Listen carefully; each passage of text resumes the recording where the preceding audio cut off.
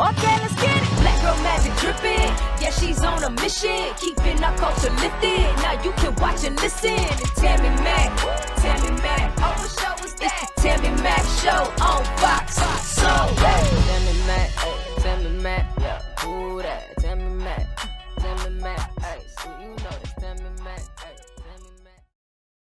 Welcome to the Tammi Mac Late Show on FOXSOUL. Yes, baby, I'm Tammi Mac. Hi there, everybody. So before the dawn of the internet, you could make a mistake. You could literally, imagine this, everybody. You could literally make a mistake.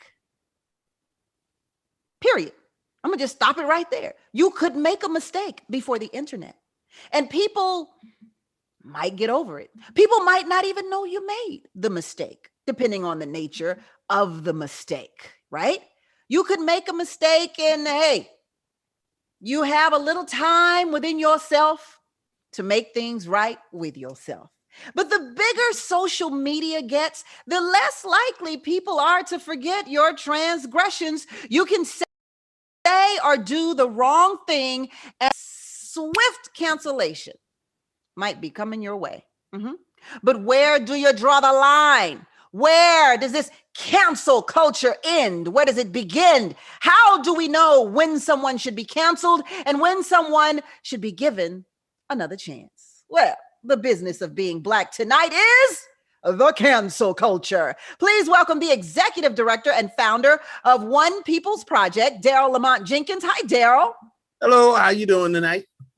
Good. Content creator and commentator Gothix is with us. Hey, Gothix. Hey, thank you for having me. And actor, director, and facilitator Betty Hart is here. Hi, Betty. Hi, thanks for having me. Thank you all. I'm going to start with the question that starts every Tammi Mac Late Show every night, and that is why? Why should Black people care about the cancel culture? Betty, I'm going straight to you. Well, I think more than caring about cancel culture, they should care about compassion culture. So I don't think Black people should, or any people really, should be indulging in cancel culture. I think we should all recognize that all of us make mistakes and all of us have room for growth. Gothix, how you feeling? Why should Black people care about the cancel culture? Yeah, I don't even know if I can say just Black people specifically, just in general, I think human beings should care because I find it to be a very barbaric practice. And I think we should, teach a little bit more empathy. Barbaric? You went hard in the paint on that one. Yeah. Oh, yes, I did. It's like cutting off heads. Cancel culture is like cutting off heads and and private parts around here. It's barbaric. Daryl, the cancel culture. Why should Black folk care?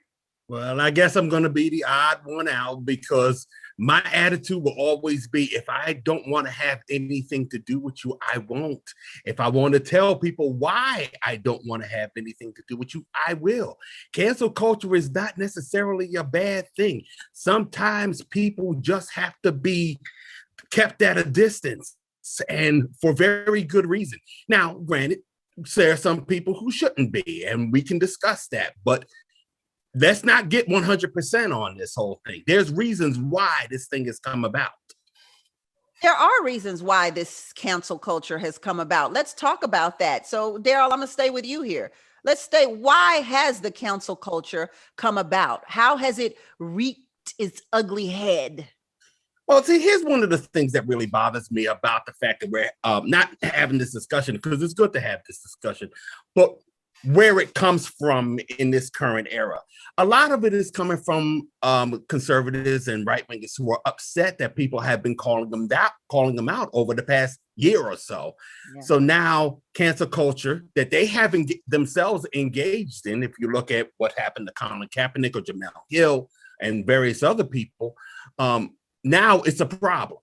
And that's why I really get a little apprehensive whenever they're complaining about cancel culture.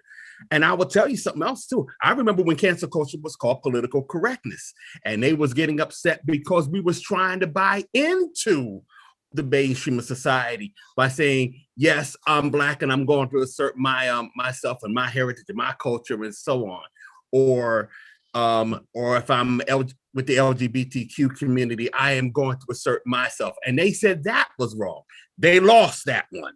They're going to lose this one too, because everyone has a right to be associated with whomever they want to be associated with. That does not change. Gothics, let's come to you about what Daryl said. This has not really been a problem or problematic until white folks started getting canceled. All of a sudden, white folk are like, wait a minute, I don't like the cancel culture. What's with the cancel culture? I mean, honestly, most of the people who get canceled are white corporations or white business owners. It is hitting people's pockets. Isn't this a reason why most people don't like cancel culture when it comes to other races? Well, first of all, I think we have to define what cancel culture is, because I think that cancel culture and boycotting can get, confused.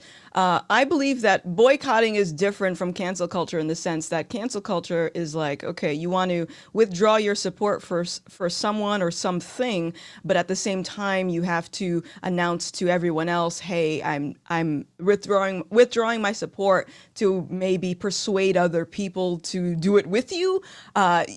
Because I remember boycotting just being, I don't want to support this thing, I'm just going to not support this. But it's kind of snowballed into this online mob public, humiliation where there's no structure, where, you can have 500 people partake in someone's cancellation and there's no accountability for who takes it far. It's kind of a mess. So I don't necessarily think that it's something that conservatives or white people in particular are complaining about now. Because quite frankly, I've been canceled quite a few times, and I have been raised on the left, and I've known it to be a very barbaric practice. But what I found being in that environment is it's accepted a lot. So that's just my observation. So when you say, I didn't know you could get canceled more than once. I thought when you cancel, you're done. You can try. So my sister, you got superpowers. You'd have been canceled a couple of times. So what is one of those? Tell us about one of those times you were canceled. For what? Okay, so I certainly haven't canceled you. So the first time, it was the most stressful because I was not expecting it. So are you familiar with Disney, and they're coming out with a live action version of The Little Mermaid? Yes. And okay, so Ariel is going to be black. I find when you take a pre-existing character and you swap their race, I find it to be very insincere. I find it to be a cash grab because there are a lot of other pre-existing black characters that exist. So that was my position when I heard that. And then I saw a lot of folks on the left claiming anyone that had opposition to this character change was automatically racist. And I don't think that racist is a term that we should just be throwing out over, a casting decision when it pertains to a Disney movie. And I got canceled for that. I got canceled because I was talking about a fictional fish. That seems quite well. Betty, let's talk about that. Does cancel culture have to do with race and racism? It can, but it doesn't really have to. Cancel culture, one, I just want to go back to your question about like, when did it get here? Cancel culture has always been around. Cancel culture has different iterations, but the idea that I have made a decision that you are wrong and that other people should also agree with me. And where cancel culture has morphed into now is it's the newest witch hunt, where not only are you wrong, but I want to make sure that you're silenced. And that's why I think that cancel culture isn't a strong idea. I have no problem with Daryl saying, you don't want to be around someone, don't be around someone. That's fine. That's free will. Go for it. But the idea that because you disagree with someone, they no longer have the right to speak is a whole other thing. And I don't think that's right or just, and I don't think it's just about race. So let me take an example here that's just happened recently. The Golden Globes and the Hollywood Foreign Press. They seem to be getting canceled lately after this last airing of the Golden Globes. NBC has decided not to air them next year. specifically until they figure out how they're going to get some more Black members. And Netflix has decided to make moves in terms of the Hollywood Foreign Press. And there have been others who've spoken out about the Hollywood Foreign Press. Seemingly, the Hollywood Foreign Press and the Golden Globe, which is what it puts on, is getting canceled. What do you think about situations like that? Well, first of all, can we just talk about the fact that the reason NBC's not picking it up is because it has the lowest ratings because the show's boring. But, we don't want to talk about that. We don't want to talk about that. So instead, let's go for the sexy aspect of canceling because that's popular. But the Golden Globes have been boring for a while now. And almost all the award shows are going down, mostly because they're not well produced. So, again, you can call it cancel culture because it stirs up ratings. But the reality is, if you actually had films and television shows that were winning that we cared about, then people wouldn't care as much about who's winning, but we don't care. And then it's an easier thing to then talk about the fact that most, I won't say all, but most of Hollywood knows it has an issue with casting. And so again, this isn't new, but it's a hot topic. And so let's grab onto it and make some noise. Gothics, you in agreement with that? I'm in agreement. Otherwise, I really don't know anything about the Golden Globes. I don't watch it. I think it's hilarious as you're like, look, let's tell it how it is, Betty. You're like, they're not canceling the Golden Globes because they care about Black people. They're canceling it because they care about ratings and money. Let's be real, sister. Just saying.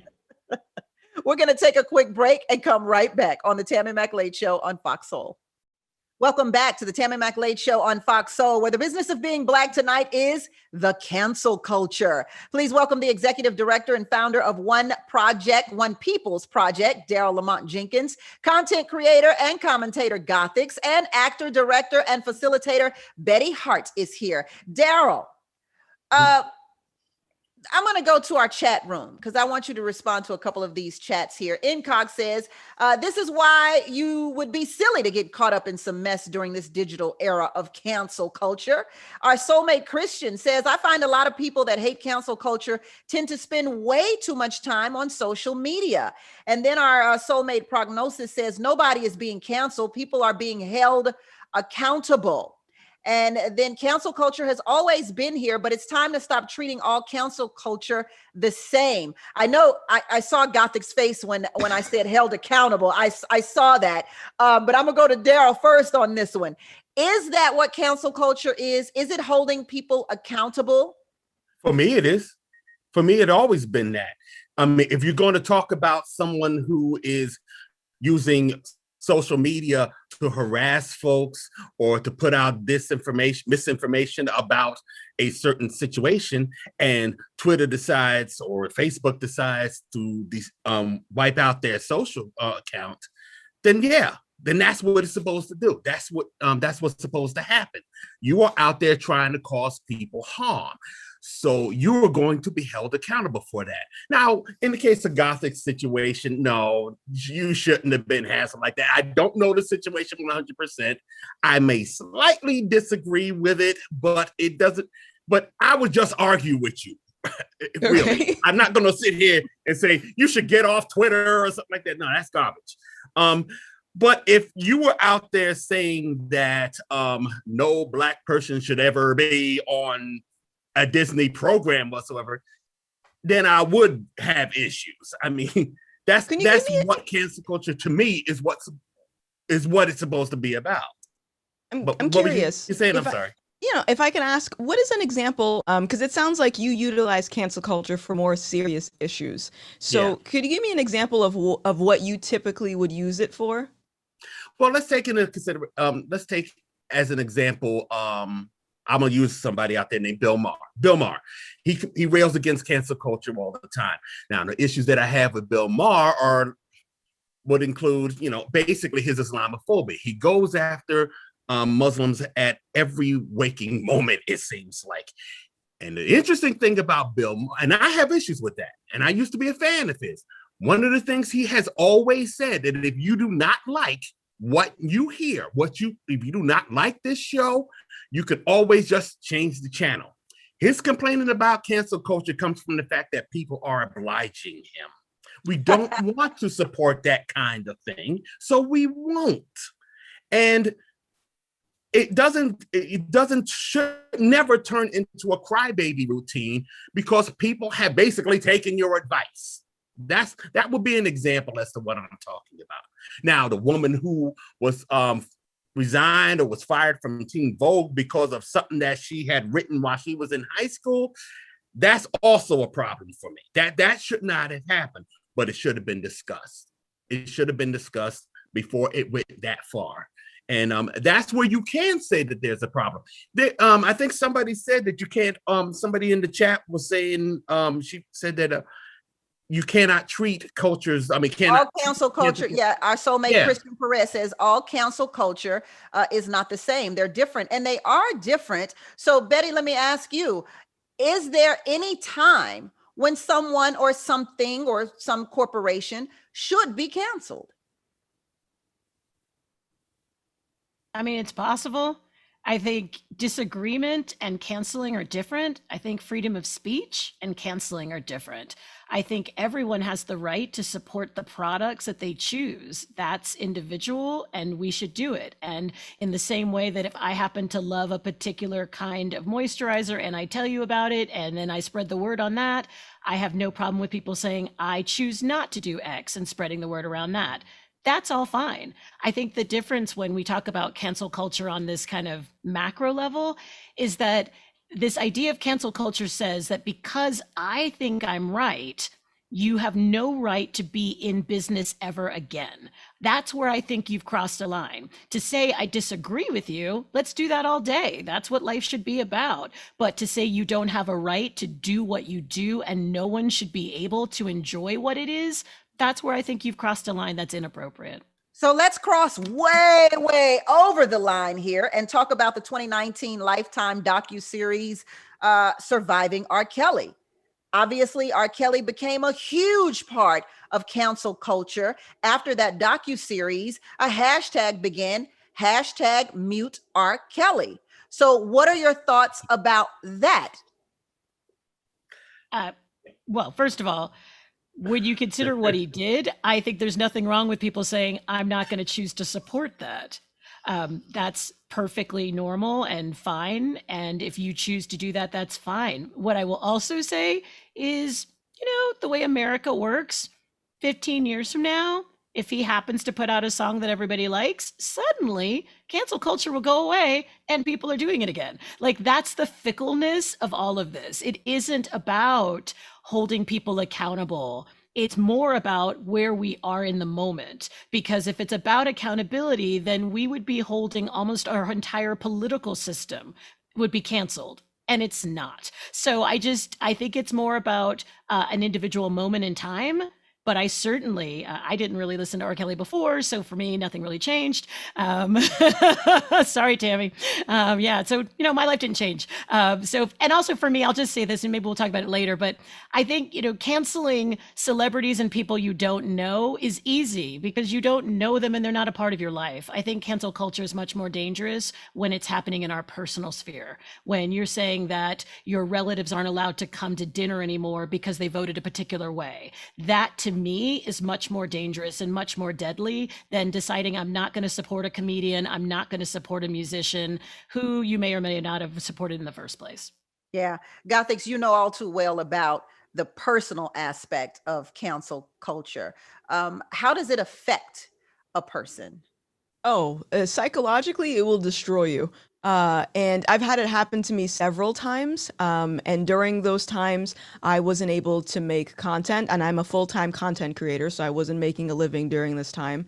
And all of these instances where I was canceled, it was either over an opinion, over my political choice, over, just me making the type of content that I make and someone else not liking what I do. And I think that is also a big problem that I have is now we're in this generation of people that think that they can erase all the things that are harmful to them on the internet instead of just accepting the reality that you share this planet with other people that are going to have difference of opinions, they're going to have different hobbies than you, and not everyone is going to like or accept you. But I think that there is a level of common courtesy that we can all give each other.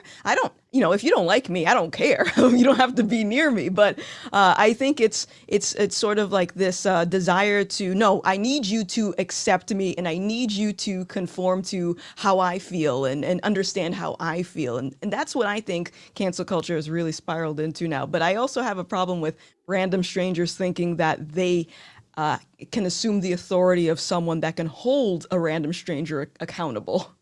Yeah. One of our soulmates said that a lot of people that hate cancel culture tend to spend way too much time on social media. Do you feel like you spend way too much time on social media? Well, I mean, it's my job, so I kind of have to do it. And I wouldn't even say that that's necessarily the case, because one thing that I've realized about cancel culture is when you don't consent to being canceled, like you stand up to the mob gets irritated and they start going after your circle, your friends, your family. And I've had this happen. So it goes over to them who don't even use the internet. So there's no restrictions, there's no boundaries. Yeah, I've always found that fascinating, that the internet, or social media in particularly, has so much control and power over a person that they can never, I guess, literally like touch. So I guess for me, I've been in the media all of my life. And I understand what it means for people to attack you, for people to not want you to have your job anymore because of something you've said publicly. I know how that feels, and I know how it messes with a person psychologically. I've been dealing with it my whole life. It rolls off my back now, whether it's on my Instagram, my Twitter. I don't give it attention. So I'm trying to figure out what the difference is. And they can't really go to my family because my family ain't even on social media. I have no, like, I'm not letting my mama on no social media. So I'm just trying to figure out, why is it you can't just shut it down? And when you say you had to stop making content, is it because of the psychological things that this did to you, or is it because of the way people were responding? It was the psychological aspect. It was the way that people were responding. And it was also people were contacting my then sponsors to have me dropped over a difference of opinion. So yeah, I would say a combination of all of that. Yeah, that makes a difference when you talk about sponsors and money, because even in radio and television, if sponsors start dropping out, somebody's got to go. Somebody's getting fired. Somebody's got to go. Daryl, the R. Kelly situation, was that a good or bad cancellation? That was a good cancellation. Very good. You're talking about somebody that was doing something criminal. Let's go with what Betty said for a minute here. Is it temporary? In the next 10, 12 years, can R. Kelly put out a song and it be played all over the radio? Well, that's the scary thing about R. Kelly. That's happened. I mean, when you talk about him having to deal with those charges a couple of years back, and he got cleared, and he went on to produce the Closets thing years later. And then it took a documentary to bring all of that back, and everybody started looking at it more and said, hey, why are we supporting this guy? To which I would say, why were you ever supporting this guy? So this is kind of like, sometimes cancel culture corrects some wrongs that should have never happened in the first place. In the case, it goes back to what I was saying before. R. Kelly was hurting people. R. Kelly was hurting people and getting away with it. Sadly, it took something on Netflix to make people stand up and take notice, but they did. And now we're where we are today with him. Yeah, we are.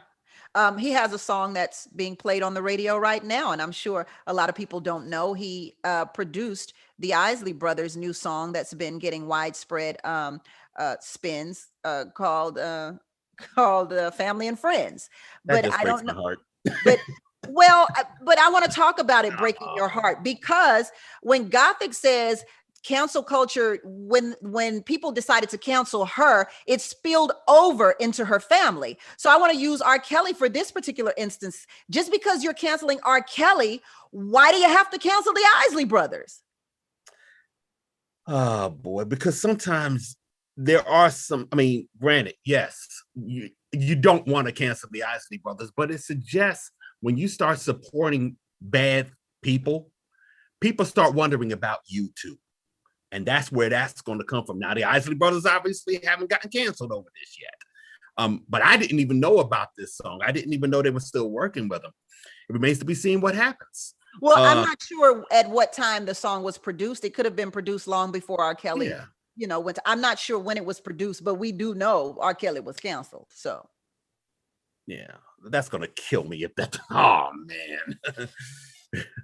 But we'll see what happens. We just have to take that. So you're not going to listen to the Isley Brothers' new song? Is that what I'm hearing you say? I don't even know anything about this case for me to even, about the song for me to even know where I would go on it. Like you said, it probably could have been done beforehand.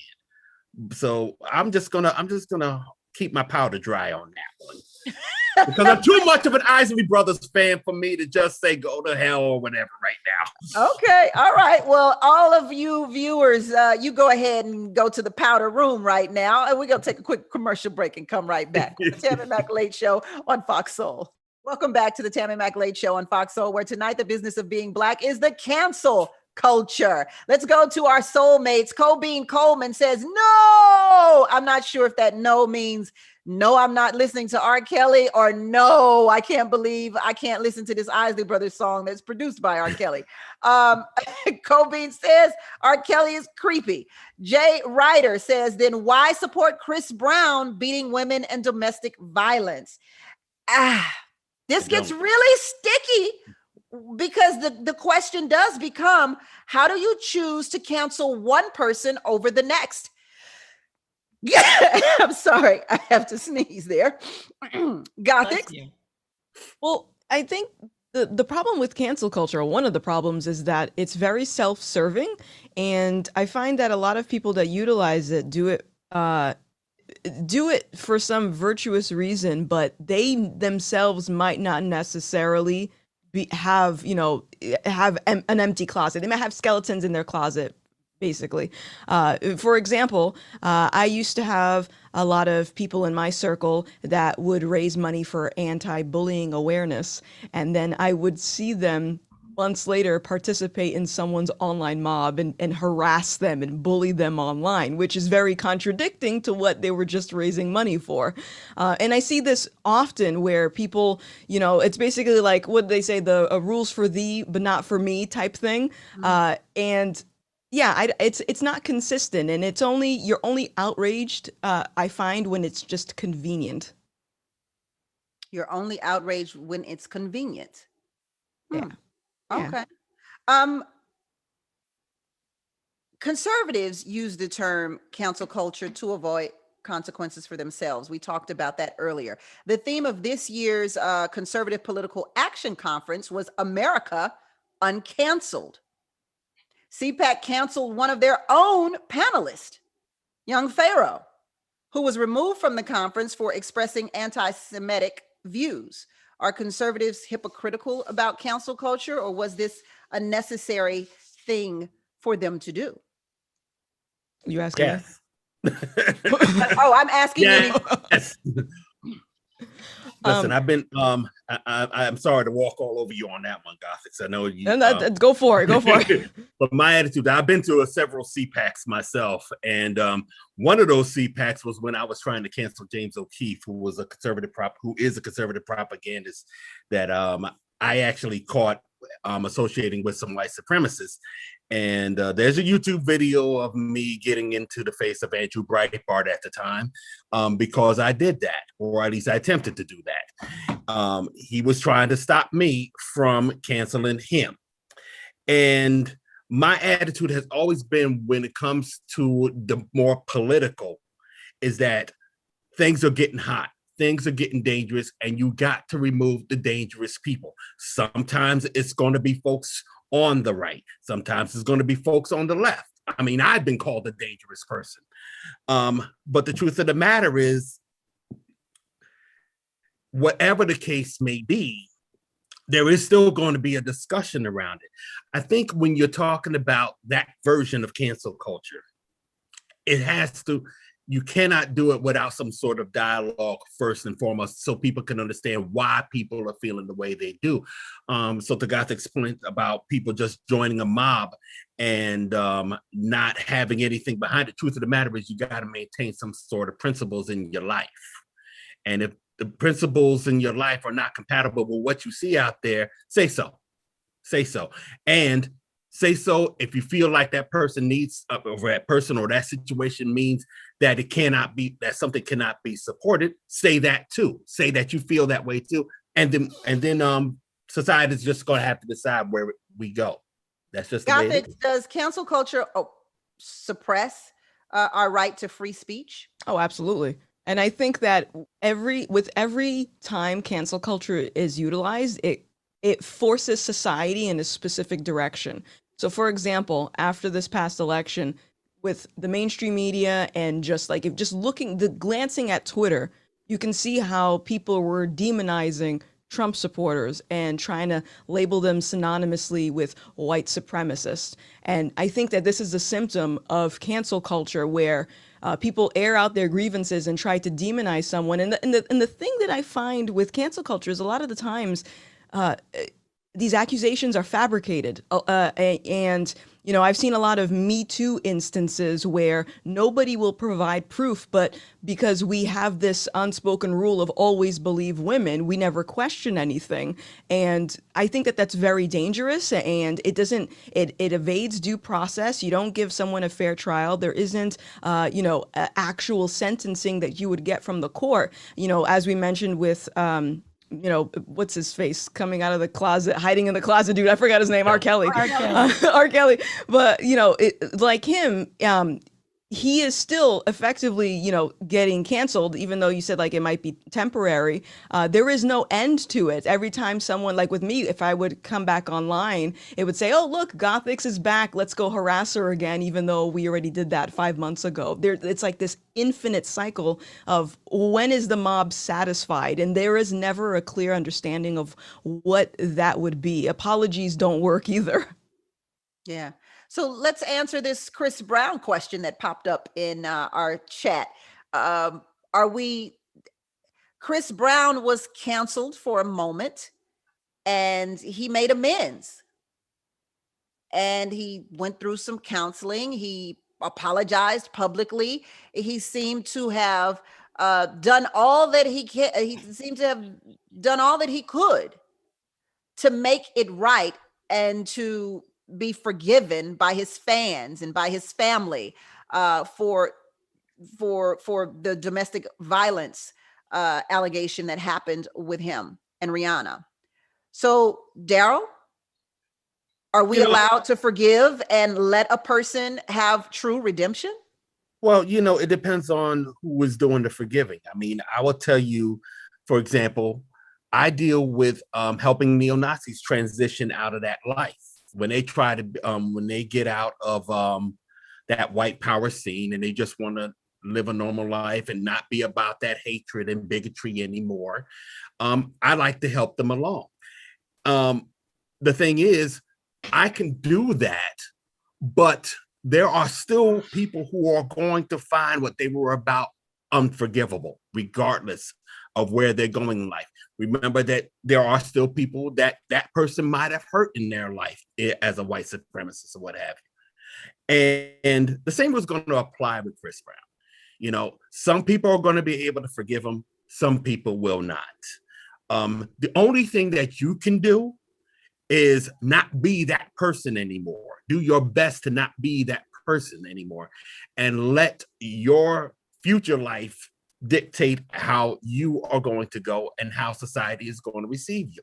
You're not going to win everybody over. You're not going to win everybody over. You're not going to bring everybody back to your side. But the least you can do is not be the bad person anymore, not keep causing the damage that you have perpetuated in the past. I mean, that's the only thing that Chris Brown can do. Betty, does the cancel culture leave room for redemption? No, it doesn't. It wants whoever to be canceled permanently, regardless of their ability to change and to grow and to become better. And I think that's a huge problem, because people do have the capacity to grow, and they do have the capacity to change. And I think it's important to state, because one of your viewers said this, there is accountability, and there is nothing wrong with we holding people accountable, right? You did commit the act. We don't have to say we like it. We don't have to say, hey, you should be able to have access to all the same fame and money and access that you had before. There's nothing wrong with that. And people should also be able to change, and they should be able to live without being tarred and feathered as they go through that change. Yeah, I think it's sad that you, and particularly if you're a celebrity, you kind of get tagged for the rest of your life by the one bad thing that ends up defining you. Chris Brown with the Rihanna, Alicia Keys. I just saw there's this big deal going on with the Real Housewives of Atlanta. And some kind of way, Alicia Keys was brought in on it as a mistress. And I'm like, wait, hold on. She's been married to Swiss Beats. They got kids, like the ex-wife, and got over it. Are we still here? You know, like, when do we get to move on? Monica Lewinsky, we're still defining her by something that happened ages ago. And I can't imagine how difficult that must be for a person to live their life. Because I follow Monica Lewinsky on Instagram, and she cannot, on Twitter, I'm sorry, and she cannot make one single comment without someone being derogatory towards her. And I just think that part is really, really sad. We're going to take a quick break. We're so happy to have you follow us on our personal journeys, like supporting your favorite local business. It's you, the people, that make our jobs worth it. So show us your support and subscribe to our YouTube channel right now. Tell a friend to tell a friend to tell another friend to subscribe to our YouTube channel, and reshare this content right now on the Tammi Mac Late Show. Everybody is wondering about the cancel culture. Is it good or is it bad? So let's go ahead and share this show right now. We'll be right back on the Tammi Mac Late Show on FOXSOUL. Welcome back to the Tammi Mac Late Show on FOXSOUL, where the business of being Black tonight is the cancel culture. Let's go to the chat room, because it looks like y'all busy chatting without us here. Kim Possible says that Young Pharaoh got deplatformed on YouTube too. And yeah, necessary if you're spreading hate, especially against marginalized groups. Can we all agree with that, Gothics? No, because who is determining what the hate is? When I hear hate speech or hateful rhetoric, who is in charge of determining what that is? Because my level of sensitivity isn't going to be the same as someone else's level of sensitivity. So I have a problem with that in particular. If someone says something mean about me, I just hit the block button or I unfollow them, and that's it. Because I think once we get into the business of telling people that, no, you need to shut your mouth, change your opinion, deplatform yourself, now that's stifling free speech. You know, I may not agree with you, but I understand that if we continue to stifle people's free speech because we don't like what they say, free speech is still something that's necessary, for example, to protect ourselves against a tyranny. And I think that's really important.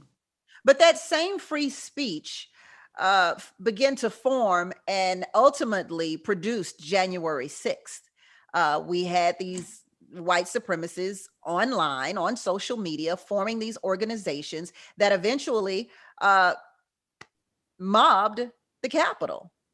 So, first of all, I think that if someone says something legitimately hateful, that doesn't automatically mean that action is going to partake.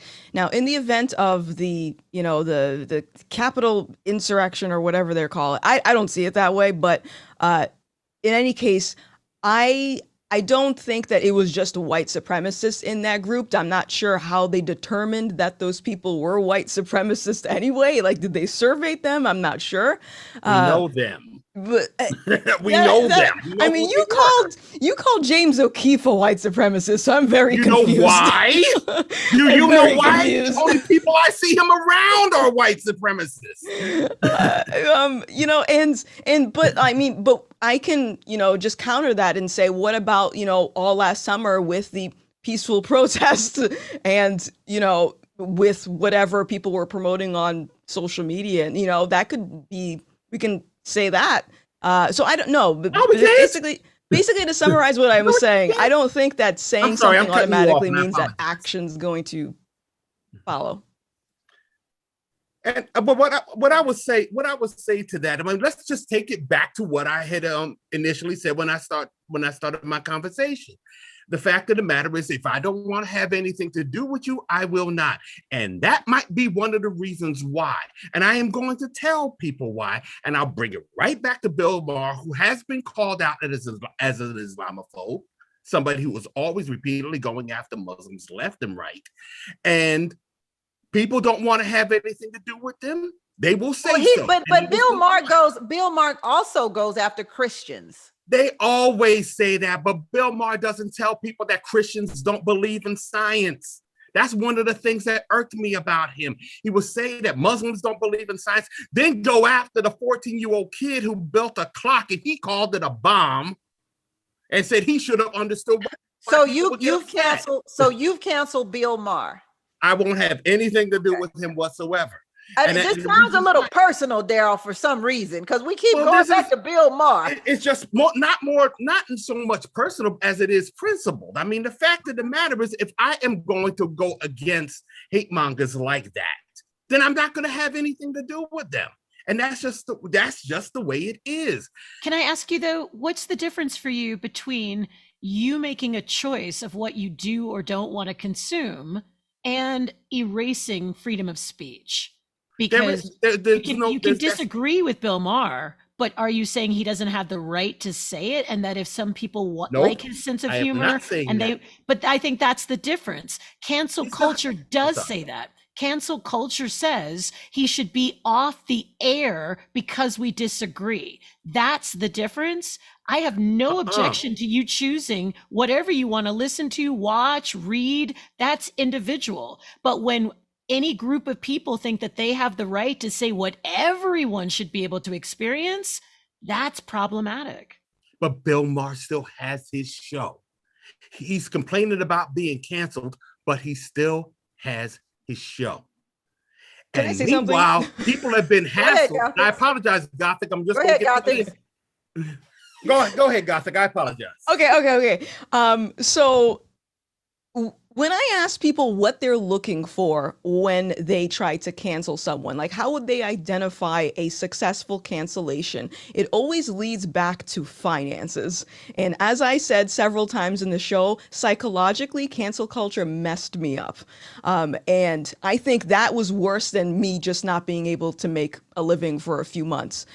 So I think that if it's a matter of making sure that someone isn't allowed to feed their family, pay their bills, you just want them to starve and just, roll over and die. I mean, I would argue that striving for that end result is less humane than whatever initial infraction they did in the first place. Whatever opinion that they didn't like, I would argue that the action of trying to make sure that they're not able to feed their family is actually worse than the opinion in the first place. That goes back to the barbaric that Betty was talking about earlier. Let's go to our soulmates. Charla Ross says the cast of The Cosby Show, who did nothing wrong, are paying for the sins of Bill Cosby. People still stepping in the name of love. Trust that. But people do not support what R. Kelly is accused of, period. Something mean isn't the same as hate speech. Not just celebrities are affected when our Black men and women get incarcerated. This comment I loved. When our Black men and women get incarcerated, once they get out there, they are canceled because they can't get a job. They have no choice but to go back to the streets. They are. Yeah. I had a guy on my show who's an author now.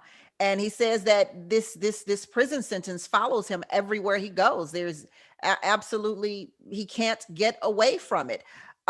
Kim Possible speaks directly to Gothics. So Gothics, I want you to respond. Gothics is little to naive in her theories and makes no sense, especially when people stormed the Capitol. They were confirmed supremacist. What do you say to that, Gothics? Confirmed by who though? Like by who? By but how? But what is the checkbox? Like what is it? What are you looking for? I mean, I'm not gonna. I mean, I don't want to mention any. Well, there were investigations done into that insurrection that did identify some people who were a part of a white supremacist organization. And Gothics, I would just say I do this for a living. So I mean, yeah, I can tell you exactly who's who and what's what by name. So I'm trying to be careful not to say names. So when I say that James O'Keefe is a white supremacist, for example, that's because I see him associating with them all the darn time. So, and I told him this. So it isn't like I'm just doing it from afar. Okay, I don't know what, I can't speak to. Oh yeah, I apologize. He's a conservative propagandist. He was responsible for wearing that pimp outfit a couple of years back and taking down Acorn. That's what he's known for. No, I'm familiar with who he is. I'm saying I can't speak to what organizations or platforms he we'll get into the woods. I apologize for that too.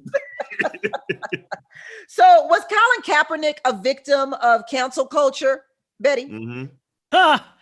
Oh, Colin Kaepernick was a victim of a lot. He was a victim of a dominant culture that objected to his God-given right to protest peacefully. And I find it fascinating how the hypocrisy around that, right? During Black Lives Matter, why couldn't they just protest peacefully? Colin Kaepernick did. Well, why does he have to take a knee? You know, the bottom line was that he was silenced. And it was wrong. He was canceled. And I'm grateful that Nike and others are continuing to support him because he was speaking about the very things that our country is still grappling with well before some were, and he was canceled for it. Absolutely. We're going to take a quick break, come right back on the Tammi Mac Late Show on Fox Soul. Welcome back to the Tammi Mac Late Show on Fox Soul. I so hate to lose my guests tonight because they are just exceptional. And so, as usual, I'm going to do a part 2. So hopefully you can agree to come back for me. Let me talk about your projects, though. Betty, your film 2020 Speaks. Where can we find it? What is it about? Well, you can't find it. It was streamed because it's streamed for a college, the University of Northern Colorado. It was just streamed Thursday through Saturday. So people can't find it. But what it was about was a film that was created by the students telling their story of what 2020 was for them. And then my job was to put it all together. So can't experience that, unfortunately, but it was a really powerful piece. Okay. Is there anything we can experience?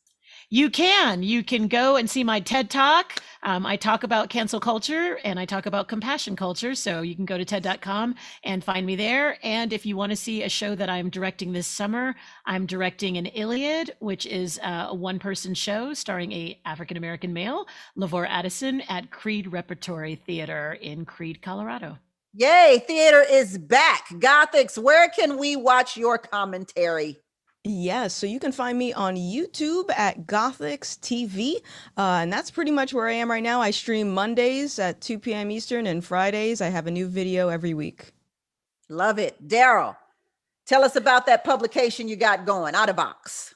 Ida Vox, named after Ida B. Wells, who was one of the first people who we emulate because she wrote about things that no one else wanted to write about. In her case, the lynchings that were going on in her day.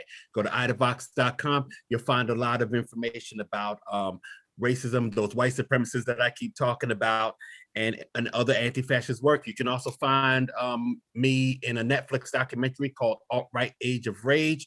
And if you can go on Amazon Prime and look for the movie Skin, you can find out about one of those white supremacists that I helped get out of that world. Mike Coulter, who played Luke Cage back on Netflix, plays me. And all these productions are worth watching. Please do. We'll do that. And thank you, everyone, for watching the Tammi Mac Late Show. Until tomorrow, it's a blessing to be in your box. Bye, y'all.